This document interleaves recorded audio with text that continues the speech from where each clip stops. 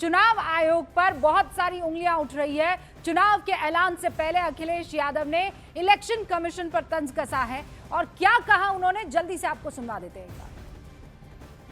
कि जो बीजेपी बेईमानी कर रही थी उत्तर प्रदेश में या बाई इलेक्शन में जिस तरह से सरकार ने मिलकर के वोट को लूटा था, तो ये तमाम सवाल खड़े हुए हैं। इसलिए चुनाव आयोग जब आज चुनाव डिक्लेयर करने जा रहा है कई स्टेट्स में, तो चुनाव आयोग ये भी भरोसा दिलाए कि निष्पक्ष चुनाव होगा और कहीं भी किसी के साथ भेदभाव नहीं होगा, क्योंकि बहुत सारी उंगलियां चुनाव आयोग पे उठी है। ये कॉन्स्टिट्यूशनल बॉडी है, उनकी जिम्मेदारी बनती है कि उनकी क्रेडिबिलिटी पर कोई सवाल न खड़ा।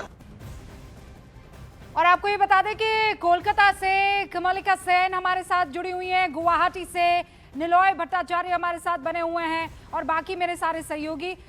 निलॉय, एक फेज में ज्यादा से ज्यादा, लेकिन असम भी इस बार बहुत चर्चा का विषय रहा है। पहले बड़ी शिकायतें रहती थी कि मेन स्ट्रीम मीडिया हो या मेन स्ट्रीम चर्चा हो, वहां पर अक्सर जो है असम या नॉर्थ ईस्टर्न स्टेट्स जो है वो साइड में रह जाते हैं, लेकिन इस बार वो जो कमी है वो पूरी कर दी है हेमंत बिस्व शर्मा ने, एक के बाद एक बयान देकर। चाहे आप उसे कंट्रोवर्शियल कहिए, चाहे आप उसे नॉन कंट्रोवर्शियल कहिए। जी, माने रूबिका, ये माने या ना माने, सुर्खियों में रहना अब हेमंत बिस्व शर्मा का आदत सा बन गया है। और दूसरी बात है कि आप ये समझ के चलिए कि दिसंबर से लेके आज तक हर महीने प्रधानमंत्री यहाँ आ रहे हैं। आज भी यहाँ पे गृह मंत्री, केंद्रीय गृह मंत्री है अभी इस वक्त, और उन्होंने साफ तरीके से कहा है कि अगले बार यहाँ बुलडोजर वैसे ही चलता रहेगा, यहाँ से एविक्शन होते ही रहेगा, और जितने भी यहाँ पे इलीगल इमिग्रेंट्स है और इलीगली लोग यहाँ रह रहे, हर एक को चुन चुन कर बॉर्डर के उस पार भेजा जाएगा। तो नैरेटिव बिल्कुल साफ है। हेमंत बिस्व शर्मा जिस तरीके से वो कह रहे हैं कि एक तरफा ये पूरा खेल है, एनडीए को रोकने वाला कोई ताकत यहाँ है नहीं। गौरव गोगोई जो डेप्यूटी अपोजिशन लीडर है, जो गौरव गोगोई के लिए ये एक चुनौती है। गौरव गोगोई के लिए लिटमस टेस्ट है कि 29 सीट 2021 में 29 सीट रहा कांग्रेस को, इस बार वो कितना ला पाएगा। जो अभी तक जो एक आध समीक्षा आता रहा है, वहां गौरव गोगोई या कांग्रेस को बहुत कम सीट मिलने का आसार दिखाई दे रहा है। हालांकि कितना चरणों में यहाँ पे मतदान होगी तो एक कहा जा रहा है, अटकल ये भी लगाया जा रहा है, और बीजेपी लगातार यहाँ पे वो ये गुजारिश करते आ रहे हैं कि एक ही चरण में चुनाव हो। और अमूमन ये लगाया जा रहा है कि 9 तारीख को हो सकता है कि असम का चुनाव हो सकता है, सिंगल फेज इलेक्शन। पिछली बार 3 चरणों में इलेक्शन हुआ था, 27 मार्च, 1 अप्रैल और 6 अप्रैल को हुआ था। इस बार कहा जा रहा है क्योंकि यहाँ पे जो सिचुएशन है, परिस्थिति है, वो अनुकूल है, यहाँ पे कहीं बड़ी हिंसा, प्रोटेस्ट ऐसा कुछ है नहीं, तो ऐसे सिचुएशन में चुनाव एक ही चरण में होने का उम्मीद लगाया जा रहा है, रूबिका। और दूसरी बात है कि अगर हेमंत बिस्व शर्मा, मुख्यमंत्री हेमंत बिस्व शर्मा का बात माने, तो वो कह रहे हैं कि यहाँ पे एनडीए को 100 से ऊपर सीट मिलेगा 126 में से, और कांग्रेस सिर्फ 26 सीटों पर ही लड़ सकता है। वो भी ये अब श्योर नहीं है कि इस 26 सीटों में गौरव गोगोई और मतलब कांग्रेस को यहाँ पे कितना मिल सकता है। एक तो इतना इंटरेस्टिंग हो गया था कि कहीं बातचीत करते हुए उन्होंने मीडिया में ये कहा कि अरे यहाँ की टिकट्स तो मैं फाइनल करूंगा ही करूंगा, ये कांग्रेस में कौन कौन चुनाव लड़ने वाला है वो भी मैं ही फाइनल करने वाला हूँ।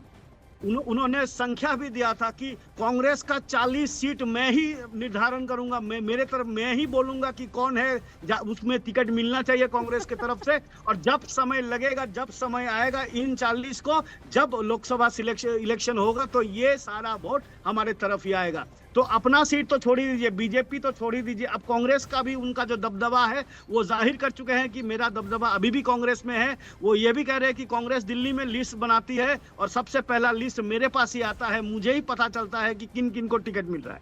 तो ऐसा परिस्थिति है। और सवाल, और फिर मैं बाकी और मेरे दोस्तों का रुख करूंगी। पहला सवाल तो ये कि कांग्रेस, गोगोई भले ही वहां पर मजबूती के साथ खड़े हो, राहुल गांधी के राइट हैंड मैन की तरह उनको देखा जाता है, हम संसद में देखते हैं कितना स्ट्रांगली वो अपनी बातों को रखते हैं, लेकिन असम में किस तरह की स्थिति, स्पेशली जब कांग्रेस का अपना जो जिसे कहते हैं ना संगठन है, वो एकदम तितर बितर होता हुआ दिख रहा है, स्पेशली जब बड़ा चेहरा जाकर बीजेपी ज्वाइन कर जाता है। जी बिल्कुल, बिल्कुल, और वो सिलसिला अभी भी जारी है। वो आज भी इस वक्त भी कांग्रेस के लीडर छोड़ रहे हैं पार्टी, और आरोप यही लगा के जा रहे हैं कि गौरव गोगोई जिस तरीके से पार्टी को हैंडल कर रहा है उस तरीके से पार्टी हैंडल हो तो एक दिन ऐसा आएगा कि सिर्फ गौरव गोगोई और चंद लीडर रह जाएंगे कांग्रेस में और कोई नहीं मिलेगा। तो ये जो लीडर्स है, जो आप बड़े चेहरे के बारे में, जो भूपेन बोरा, वो जब छोड़ के गए थे वो भी गौरव गोगोई को बोल के गए थे। गौरव गोगोई का हाई हैंडेडनेस ने है, गौरव गोगोई एक तरफा चीजें कर रहे हैं और अपने जो एक कोठरी है उस कोठरी में 2-4 आदमी है उनका बात ही सुन रहे हैं। जो निष्ठावान कांग्रेस है उनका बात को गौरव गोगोई नहीं सुन रहे हैं, और इसका खामियाजा कांग्रेस और गौरव गोगोई को भुगतना पड़ेगा। और इसका अब देख रहे हैं कि जहां जो सेकंड लिस्ट कल रात को जब डिक्लेयर हुआ, आज बहुत सारे कांग्रेस लीडर्स छोड़ रहे हैं, ये आरोप लगा के छोड़ रहे हैं कि हम इतना पिछले 6 साल 8 साल 10 साल से कांग्रेस को समय दे रहे आ रहे हैं, लेकिन आज जब टिकट की बारी आई है तो हमको टिकट नहीं मिला।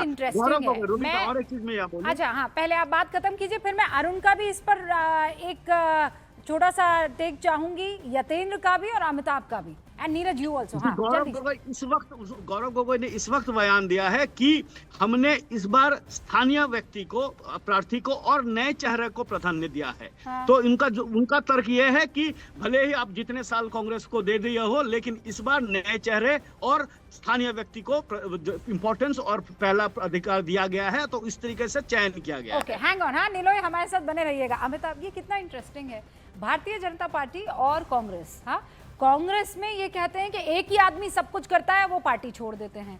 बीजेपी में कहते हैं 2 ही आदमी सब कुछ कर रहे हैं और कोई हिम्मत नहीं करता है कि वो उन 2 के इतर जाया जा सके। और कांग्रेस कहती है इसको हम कहते हैं डेमोक्रेसी, और भारतीय जनता पार्टी में सिर्फ और सिर्फ ऑटोक्रेटिक बिहेवियर है। देखिए, अब 2 नेता सत्ता चला रहे हैं। अटल आडवाणी भी तो हुआ करते थे। अगर उस समय हमें देखें तो कांग्रेस की जब सरकार थी तो राहुल गांधी और सोनिया गांधी और 10 जनपद नेशनल एडवाइजरी काउंसिल को ही सुपर पावर कहा जाता था। वहां से टर्म्स डिक्टेट होते थे मनमोहन सिंह को क्या करना है। तो इसीलिए पावर तो ये को जितने बड़े कांग्रेस के लीडर है यही आरोप लगाकर क्यों निकल रहे हैं फिर? अब यही आरोप लग रहा है क्योंकि अब जो लीडरशिप है सुनने को तैयार नहीं है। जो जमीन की लीडरशिप तैयार है, जो जमीन पर उनके साथ काम करना चाहती है, अरुण ज़्यादा हमसे सहमत होंगे कि जमीन पर जो काम करना चाहती है उसकी सुनवाई नहीं हो रही है, तो वो क्या करेगा? जमीन के नेताओं की अनदेखी हो रही है।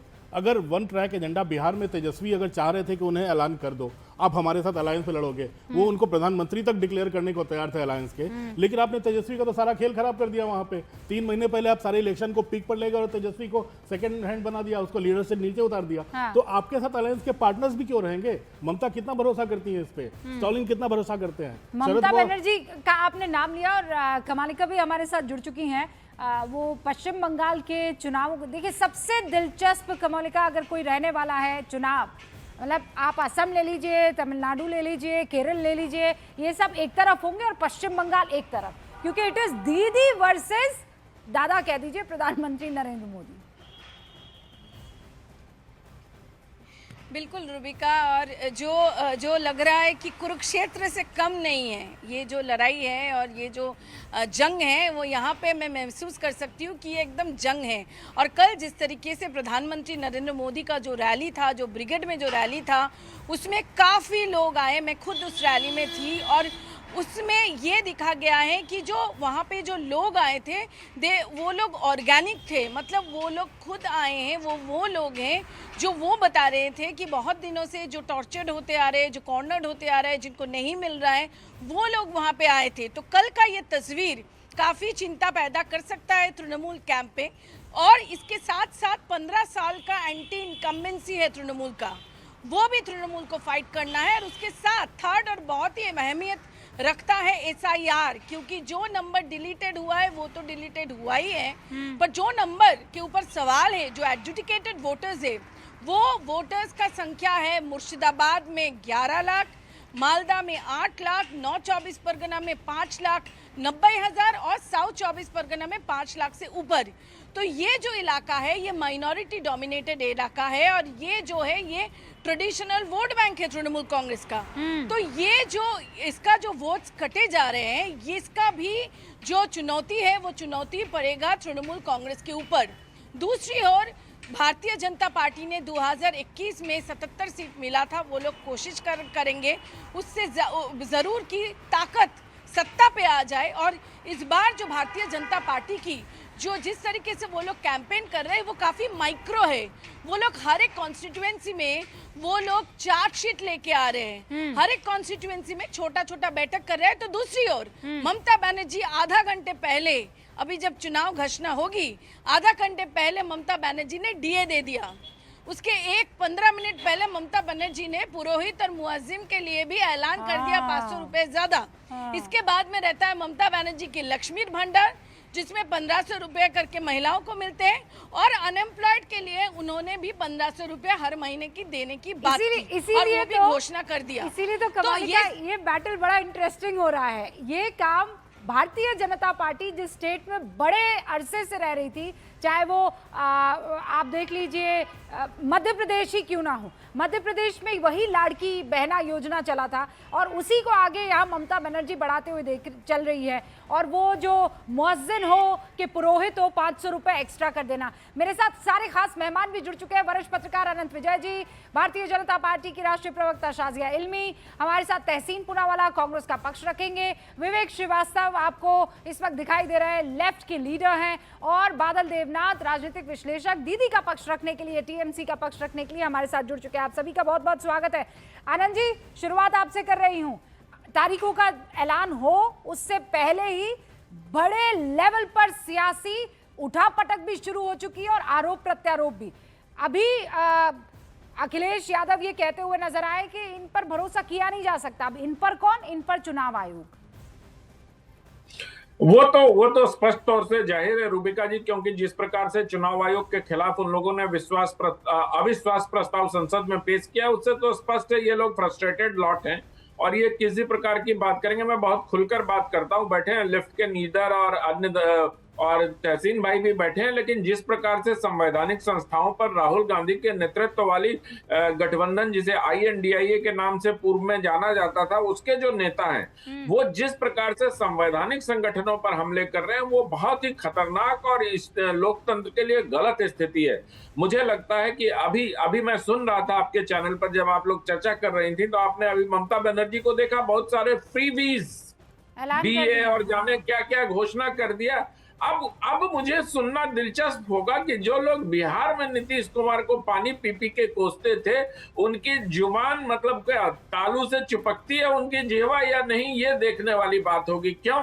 लेकिन ममता बनर्जी के ये सब करने से भी कुछ होगा रूबिका जी, मुझे इसमें संदेह है, क्योंकि पश्चिम बंगाल की जनता, अब ये शब्द अपने आप में दिलचस्प है, संदेह होता है आपको। आप कह रहे हैं कि वो बैटल, उस बैटल में जहां पर ममता दीदी ने लेफ्ट का गढ़ कभी एकदम स्वाहा कर दिया था, आज क्या वो बारी आ गई कि बीजेपी ऐसा कर पाएगी? फिलहाल हम इंतजार कर रहे हैं तारीखों का। बाकी सारे मेहमानों से भी इस पर रिएक्शन लूंगी, लेकिन